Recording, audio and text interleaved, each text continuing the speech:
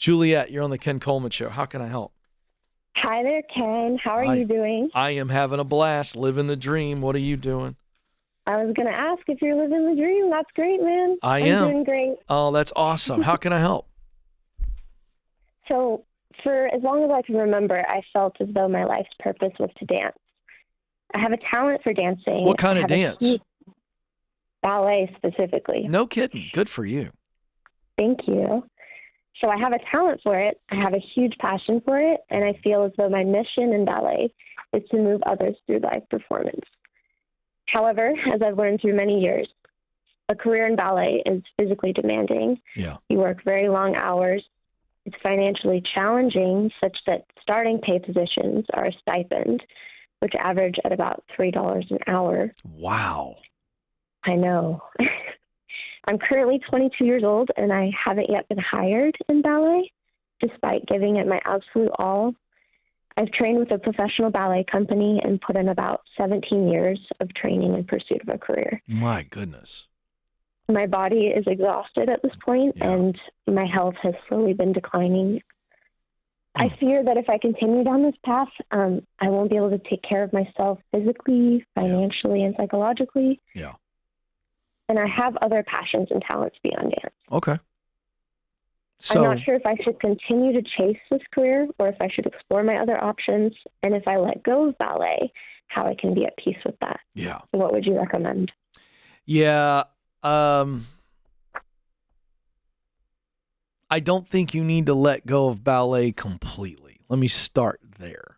Because I think that will help you emotionally, and then you'll have the right mindset to be able to move forward. And what I mean by I don't know that you need to let go of it completely is your body feels like, to me, has spoken. And we need to certainly stop dancing at the level that you've been dancing ballet. Like, we need to stop that or certainly slow it down. So that means pursuing it as a profession, as an actual dancer.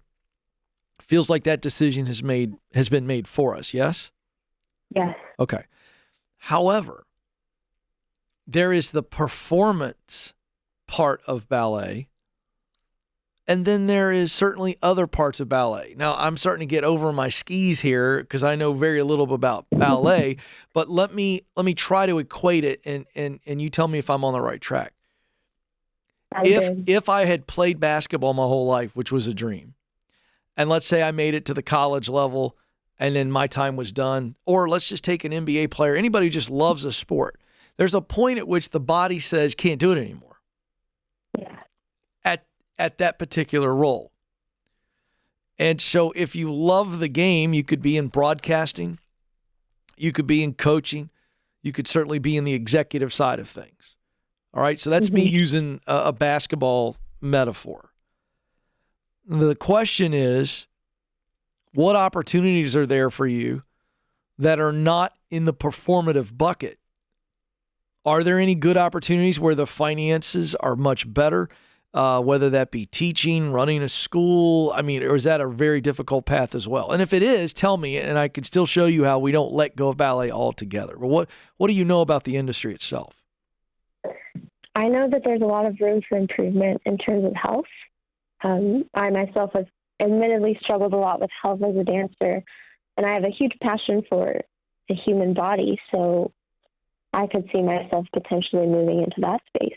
Okay, great. So you don't have to answer this now, but we would ask ourselves, is there a professional path that I would enjoy that would pay me well, or pay me enough is the operating word really, in ballet?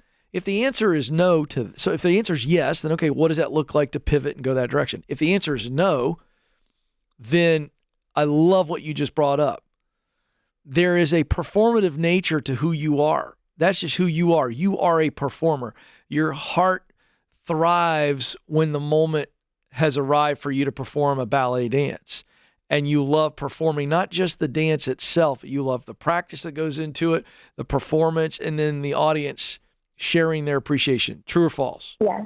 Oh, totally true. Okay. So I will tell you that if you get into physical therapy or something that is physiological and it's all about the human body performing at its best, you still need to be able to see a performative component. So, in other words, if you were to say, Ken, I think I'm going to pivot and go into physical therapy because I love how the body worked in fluid motion in this art form in ballet, and I want to just stay in that lane, but I'm not in front of a crowd. Well, you're performing in a one-on-one setting because to be a great physical therapist, you are under pressure to perform at your best so that their body heals quickest and also performs well. Do you see that connection?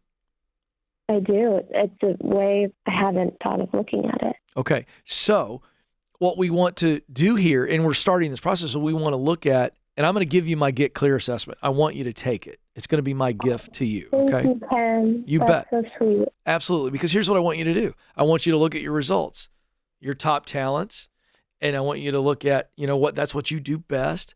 And then I want you to look at, okay, this is the type of work or task that I love. That's passion. And so I'm going to tell you right now, I know where this is headed for you. My guess is that performing is going to be high. There might be a high level of creating as a part of your top 3 results. We'll see under passion. And then what motivates you, the missional results. So when you look at that, you're going to get your purpose statement. I want you to look at that. And then I want you to sit down and go and write down everything you love about ballet. I mean, everything, every facet of it. And when you begin to pull away from just ballet to the actual specific task and things you like about it and why you long to do it if your body was healthy, I think you're pulling those things out and looking at that purpose statement going, oh, well, I need to just be going over here. I can go here, here, here, and here, and here.